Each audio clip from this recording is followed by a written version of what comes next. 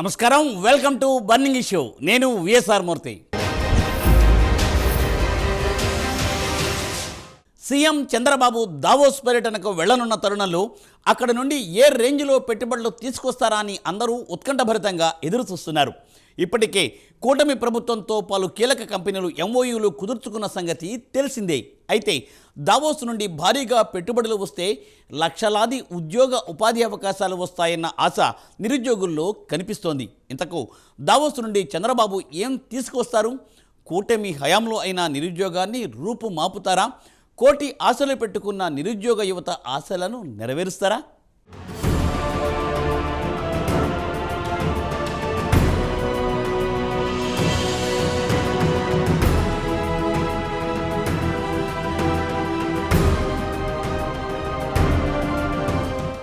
నిరుద్యోగం దేశంలో ఇదే అతిపెద్ద సమస్య.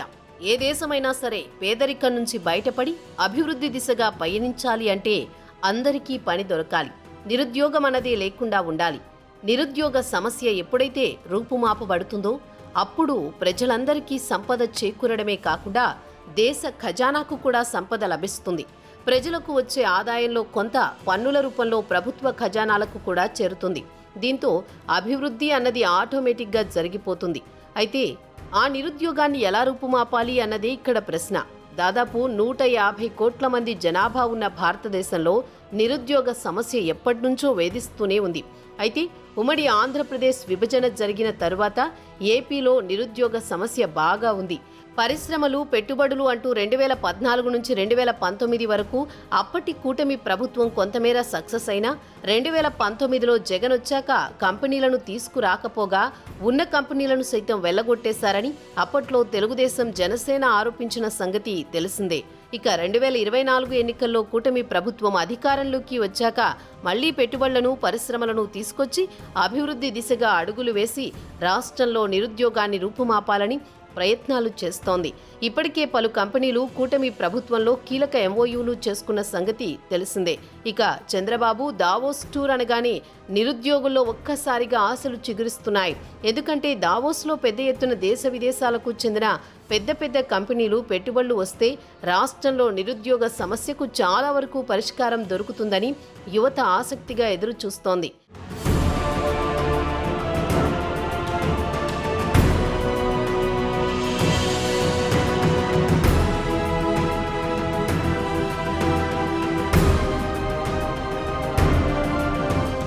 పెద్ద పెద్ద పరిశ్రమలు వచ్చినప్పుడు ఉద్యోగాలు కూడా పెద్ద ఎత్తున వస్తాయి. ప్రత్యక్షంగానే కాకుండా పరోక్షంగా కూడా లక్షలాది మందికి ఉపాధి దొరుకుతుంది. తద్వారా రాష్ట్రంలో నిరుద్యోగ సమస్యను రూపుమాపే అవకాశం ఉంటుంది. అయితే ఇవన్నీ అంకెల గారడీలేనా? కార్యరూపం దాల్చేవేమైనా ఉన్నాయా? అసలు కుదుర్చుకునే ఎంఓయూలలో ఎన్ని కార్యరూపం దాల్చుతాయి? అసలు ఏ మేరకు దావోస్ నుంచి చంద్రబాబు పెట్టుబడులు తీసుకొస్తారు? ఇప్పుడు సర్వత్రా ఉత్కంఠగా మారిన అంశం ఇదే.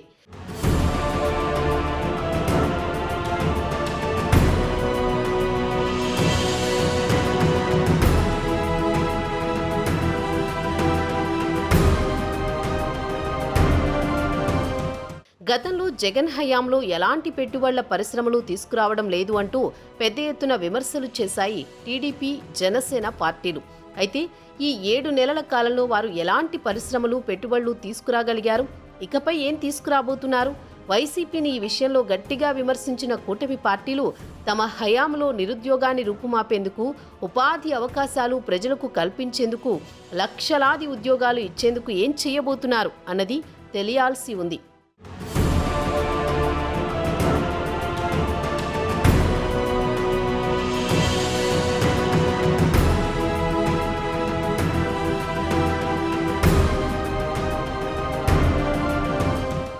ఆంధ్రప్రదేశ్కు పెట్టుబడులు తీసుకురావడమే లక్ష్యంగా ముఖ్యమంత్రి చంద్రబాబు నేతృత్వంలోని బృందం దావోస్లో పర్యటించనుంది. ఈ నెల 20వ తేదీ నుంచి 5 రోజుల పాటు ఏపీ బృందం దావోస్లోని వరల్డ్ ఎకనామిక్ ఫోరంకు హాజరు కానుంది. ఈ నేపథ్యంలోనే ఆంధ్రప్రదేశ్లో పెట్టుబడులు పెట్టేందుకు ప్రపంచంలోనే పెట్టుబడిదారులు, కంపెనీలను దావోస్ నుంచి తీసుకువచ్చేందుకు అన్ని ప్రయత్నాలు చేస్తున్నారు. ఇక ఇప్పటికే ఏపీలో కొత్తగా ఎకనామిక్ డెవలప్మెంట్ బోర్డును కూటమి ప్రభుత్వం ఏర్పాటు చేసింది. ఇక దావోస్ వేదిక ద్వారా రాష్ట్రంలో పెట్టుబడులకు ఉన్న అవకాశాలను కంపెనీల ప్రతినిధులకు సీఎం వివరించనున్నారు. దావోస్ వెళ్లే బృందంలో సీఎంతో పాటు మరో 8 మందికి అవకాశం లభించింది. ప్రభుత్వ అధికారులు, మంత్రులు మాత్రమే బృందంలో సభ్యులుగా ఉండాలని కేంద్రం నుంచి ఆదేశాలు అందాయి. ఈ ప్రకారం మంత్రులు లోకేష్, టీజీ భారత్, సీనియర్ అధికారులు దావోస్ వెళ్లనున్నారు. రాష్ట్రంలో పెట్టుబడులకు ఉన్న అవకాశాలు ఏంటి, ఇక్కడి అదనపు సదుపాయాలు ఏంటి, రాష్ట్రంలో ఇటీవల ప్రకటించిన పారిశ్రామిక పాలసీలో ప్రత్యేకతలు వంటి అంశాలను వివరించడం ద్వారా పెట్టుబడిదారుల దృష్టి అట్రాక్ట్ చేసేందుకు ఇప్పటికే రూట్ మ్యాప్ సిద్ధం చేసుకున్నట్టు తెలుస్తోంది.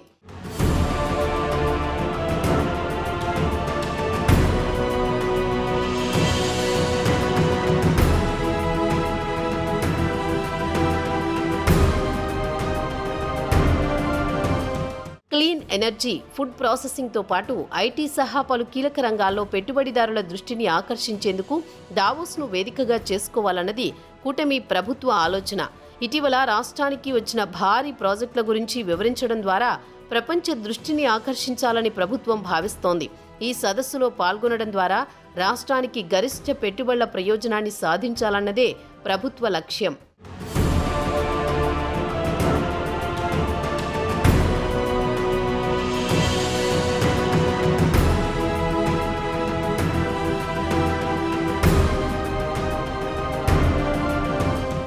చంద్రబాబుకు పెట్టుబడులను రప్పించడంలో అపారమైన అనుభవం ఉంది. గతంలో పలుమార్లు చంద్రబాబు వరల్డ్ ఎకనామిక్ ఫోరంకు హాజరయ్యారు. అభివృద్ధి, దార్శనికతలో చంద్రబాబు ట్రాక్ రికార్డ్ బాగానే ఉంది. ఈ కారణంగానే ఆయన ప్రధాన పెట్టుబడిదారులకు సుపరిచితుడు. దీంతో ఈసారి కూడా దావోస్లో పెట్టుబడిదారులను ఆకర్షించి ఏపీకి పెట్టుబడులను సాధించడం నల్లేరు మీద నడకే అన్న అభిప్రాయం రాజకీయ వర్గాల్లో వ్యక్తమవుతోంది. అయితే అదే సమయంలో ఒకంత ప్రతికూలతలు కూడా ఆయన ఎదుర్కొనే అవకాశం ఉంది. అదేంటంటే గత 5 ఏళ్ల జగన్ పాలనలో కారణంగా బ్రాండ్ ఏపీ ఇమేజ్ దెబ్బతిందన్న వాదన ఉంది. కియా వాళ్లను బెదిరించడం దగ్గర నుంచి అమర్రాజా బ్యాటరీల పరిశ్రమ తరలిపోవడం వరకు జగన్ హయాంలో పారిశ్రామికవేత్తలు ఎదుర్కొన్న ఇబ్బందులు, ప్రతికూల అంశాలు అయ్యే ఛాన్స్ ఉందని అంటున్నారు. ఎందుకంటే మరోసారి జగన్ పాలన రాదన్న గ్యారంటీ ఇవ్వగలరా అన్న ప్రశ్న పెట్టుబడిదారుల నుంచి బాబుకు ఎదురయ్యే అవకాశం ఉంది. ఇప్పటికే పలువురు తమను అలా ప్రశ్నిస్తున్నారంటూ మంత్రి లోకేష్ చెప్పిన సంగతి తెలిసిందే.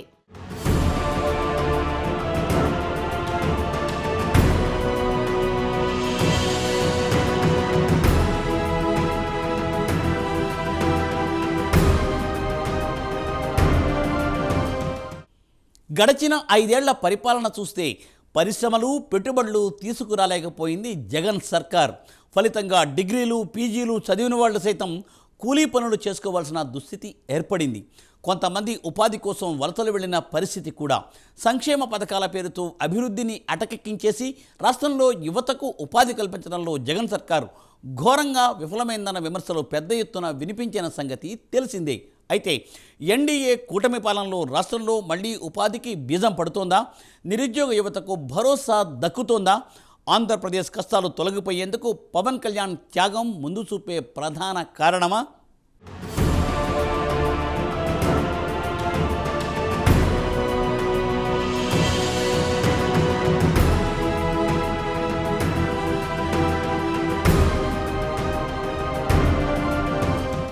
ఒక నాయకుడి త్యాగం రాష్ట్రాన్ని చీకటి నుంచి వెలుగులోకి తీసుకొస్తుందంటే నమ్మగలమా? ఒక నాయకుడి దీర్ఘదృష్టి, ముందు చూపు రాష్ట్రంలో అభివృద్ధికి బీజం వేస్తుంది అంటే నమ్మగలమా? ఎస్, అవన్నీ చేసి చూపించిన నేతగా పవన్ కళ్యాణ్ చరిత్రకెక్కారు. కేవలం రాష్ట్ర బాగోగుల కోసం పొత్తులో అతి తక్కువ సీట్లు తీసుకుని త్యాగం చేసిన పవన్ కళ్యాణ్ నేడు రాష్ట్రంలో జరుగుతున్న అభివృద్ధికి కారణమయ్యారు. కేంద్రం నుంచి వస్తున్న నిధులు, రాష్ట్రానికి వస్తున్న పరిశ్రమలు, పెట్టుబడులకు ఏకైక కారణం పవన్ కళ్యాణ్ అని రాజకీయ వర్గాల్లో వినిపిస్తున్న వాదన. 151 సీట్లతో ఏకఛత్రాధిపత్యం వహిస్తూ 30 సంవత్సరాలు తానే సీఎం అంటూ విర్రవీగుతున్న జగన్ను గద్దెదించి టీడీపీ, బీజేపీ, జనసేనలను ఏకతాటిపైకి తెచ్చి పొత్తు కుదిర్చి సంచలన విజయానికి కారకుడయ్యారు పవన్. జగన్ హయాంలో పెట్టుబడులు పెట్టేందుకు ఎవరూ ముందుకు రాలేదు. నేడు వస్తున్న పెట్టుబడులు, కేంద్రం నుంచి ఏపీకి వస్తున్న నిధులు కేవలం పవన్ కళ్యాణ్ దూరదృష్టి, త్యాగం, ఆలోచన ఫలితం కారణంగానే వస్తున్నాయని రాజకీయ వర్గాల్లో చర్చ జరుగుతోంది. కేంద్రం నుంచి సహకారం లేకుండా అప్పుల్లో కూరుకుపోయిన ఏపీని గట్టెక్కించడం చాలా కష్టం. విభజన నష్టం నుంచి కోలుకోలేదు. జగన్ ప్రభుత్వం ఏపీని ఆర్థికంగా పుంజుకునేలా చేయలేకపోయింది. ఇక తాజాగా విశాఖ స్టీల్ ప్లాంట్కు కూడా కేంద్రం భారీగా నిధులను కేటాయించింది. దీంతో సరికొత్త ఆశలు చిగురిస్తున్నాయి. ఇదంతా పవన్ చలువే అంటున్నారు పరిశీలకులు. గడిచిన 5 సంవత్సరాల్లో పూర్తిగా నిర్లక్ష్యం చేశారు. దానివల్ల కూడా చాలా ఇబ్బంది వచ్చింది. ఎన్నికల సమయంలో హామీ ఇచ్చాం. అదే సమయంలో ఈ స్టీల్ ప్లాంట్ ని కాపాడతామని చాలా స్పష్టంగా చెప్పి నేను ముఖ్యమంత్రి అయిన వెంటనే దీని మీద శ్రద్ధ పెట్టాం. అనేక మీటింగ్లు పెట్టాం. ఆ రోజు మీటింగ్ లో ఎంపీగా ఉండే భరత్ గారు కూడా అక్కడికి రావడం, అక్కడ ఆయన కూడా రిప్రజెంట్ చేయడం.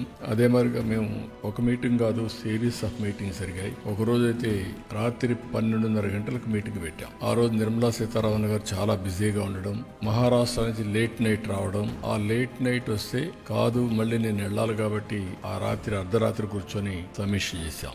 ఏదేమైనా ఒక పట్టుదలతో పనిచేశాం, చిత్తశుద్ధితో ముందుకు పోయాం. 7 నెలలు దీనికి చేసిన ప్రయత్నాలు ఈరోజు ఫలించాయి. ప్రధానమంత్రి గారు దీనిపైన సానుకూలంగా స్పందించారు. ఒక మాటలో చెప్పాలంటే ఇది అసాధ్యం అనుకున్నది సాధ్యంగా అయ్యే పరిస్థితికి వచ్చింది. ఇది విశాఖపట్నం ప్రజల అభీష్టం, కార్మికుల యొక్క శ్రమ. దీన్ని మళ్ళీ కాపాడుకోగలిగాం, మళ్ళీ ట్రాక్ లో పెట్టగలిగాం. ఈ రోజు 11,440 కోట్ల రూపాయలు ఈ ఇండస్ట్రీని రివైవ్ చేయడానికి ఇవ్వడం అనేది అరుదైన అనుభవం. ఈ విషయం ప్రతి ఒక్కరూ గుర్తుపెట్టుకోవాల్సిన అవసరం ఉంది. అదే సమయంలో నేను విశాఖపట్నంలో పనిచేసే కార్మికులకు అందరికీ విజ్ఞప్తి చేస్తున్నా, మనందరి బాధ్యత, మన మీద పెట్టుకున్న నమ్మకాన్ని మనం కాపాడుకోవాల్సిన బాధ్యత మన మీద ఉంది.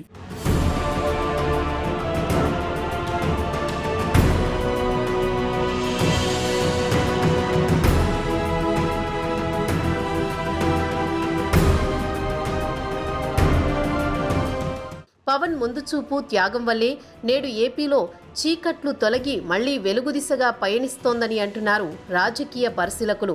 నేను నా అనే స్వార్థం చూసుకోకుండా ఏపీ ప్రయోజనాల కోసం త్యాగం చేసిన నాయకుడిగా పవన్ కళ్యాణ్పై అన్ని వైపుల నుంచి ప్రశంసలు కురుస్తున్నాయి. ఒకవైపు పెట్టుబడులు వస్తుండడం, ఇంకోవైపు ఏపీపై కేంద్రం వరాల జల్లు కురిపిస్తుండడంతో పవన్ చేసిన త్యాగం, ఆయన ముందు చూపు గురించి అందరిలోనూ పెద్ద చర్చే జరుగుతోంది.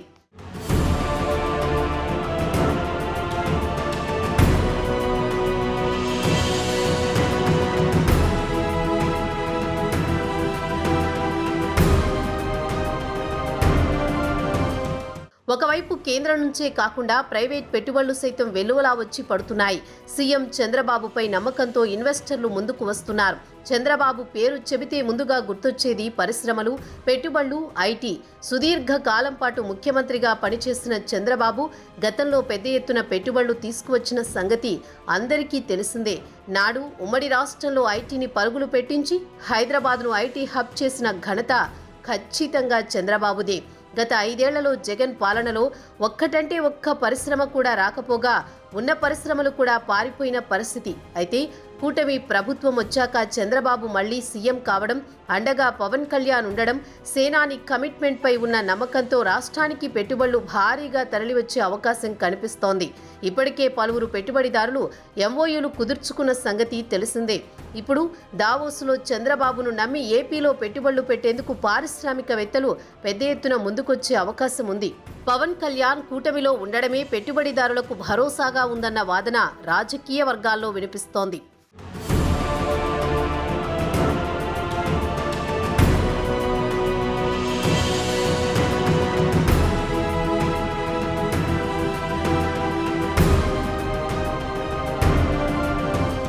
అయితే చంద్రబాబు దావోస్ టూర్లో కుదుర్చుకునే ఒప్పందాలు కేవలం ఒప్పందాలకే పరిమితమవుతాయా, కార్యరూపం దాల్చుతాయా అన్నది తేలాల్సి ఉంది. గతంలో 2014 నుంచి 2019 వరకు దావోస్ పర్యటనలో కుదుర్చుకున్న ఒప్పందాల్లో సగం కూడా కార్యరూపం దాల్చలేదని చంద్రబాబే స్వయానా ఒప్పుకున్న పరిస్థితి. ఈసారి గత 5 ఏళ్ల జగన్ సర్కార్ నిర్వాకం తాలూకా ఎఫెక్ట్ ఖచ్చితంగా పడే అవకాశం ఉంది. దీంతో కుదుర్చుకునే ఒప్పందాలు ఏ మేరకు పట్టాలెక్కుతాయన్నది తేలాల్సి ఉంది.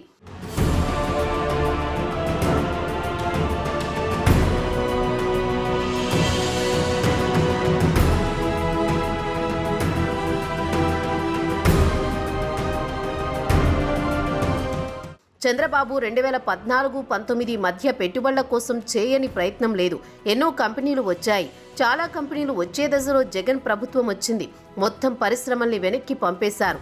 ఇప్పుడు మళ్లీ పవన్ త్యాగంతో రాష్ట్రానికి మహర్దశ ఖాయమన్న సంకేతాలు అందుతున్నాయి. చంద్రబాబు సామర్థ్యంపై పెట్టుబడిదారులకు విపరీతమైన నమ్మకం ఉంది.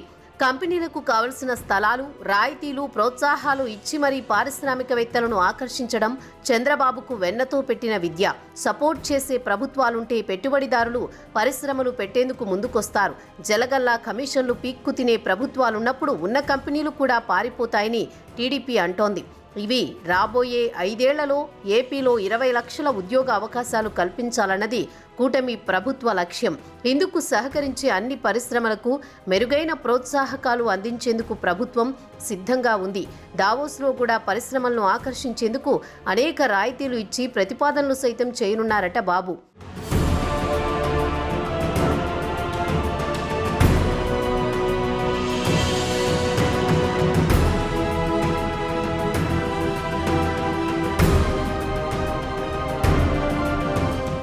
పొత్తు ప్రయోజనాలు ఎలా ఉంటాయో కళ్ల ముందు కనిపిస్తోంది. ఎందుకంటే మొదట్లో పొత్తు పెట్టుకునేటప్పుడు 24 సీట్లలో 3 స్థానాలు తగ్గించుకుని బీజేపీకి అవకాశం ఇచ్చారు పవన్.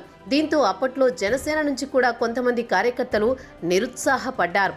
అయితే పవన్ చేసిన త్యాగం వలన, పొత్తులు పెట్టుకోవడం వలన ఎలాంటి ప్రయోజనాలు అందుతాయి, రాష్ట్రానికి ఏ విధంగా మేలు జరుగుతుంది అన్నది ఇప్పుడు అందరికీ తెలిసొస్తోంది. దీంతో ఏపీ రక్షకుడు పవన్ కళ్యాణ్ అంటూ సేనానిపై సర్వత్రా ప్రశంసల జల్లు కురుస్తోంది. పొత్తు ప్రయోజనాలు రాష్ట్రానికి అందుతుండటంతో పవన్ దూరదృష్టిని అందరూ కొనియాడుతున్నారు. ఏ రాజకీయ నాయకుడైనా తమ స్వార్థ ప్రయోజనాల కోసం రాజకీయాలు చేస్తున్న నేటి రోజుల్లో ఒక రాష్ట్రం కోసం ఆలోచించి తన ప్రయోజనాలను త్యజించి రాష్ట్రం కోసం ఇంతలా త్యాగం చేసిన ఏకైక నాయకుడు పవన్ కళ్యాణ్ ఒక్కడే అంటూ సర్వత్రా సేనానిపై ప్రశంసల జల్లు కురుస్తోంది. రాష్ట్రానికి పరిశ్రమలు వస్తుండటంతో తమ పిల్లలకు ఉద్యోగాలు వస్తాయని తల్లిదండ్రులు ఆశపడుతున్నారు. ఇంకోవైపు డెవలప్మెంట్ వలన రాష్ట్రానికి ఆదాయం సమకూరుతుంది. ఉద్యోగ ఉపాధి అవకాశాలు మెరుగుపడితే నిరుద్యోగుల వలసలు ఆగుతాయి. చూడాలి మరి నిరుద్యోగ సమస్యకు కూటమి పాలనలో అయినా చెక్ పడుతుందో లేదో అన్నది.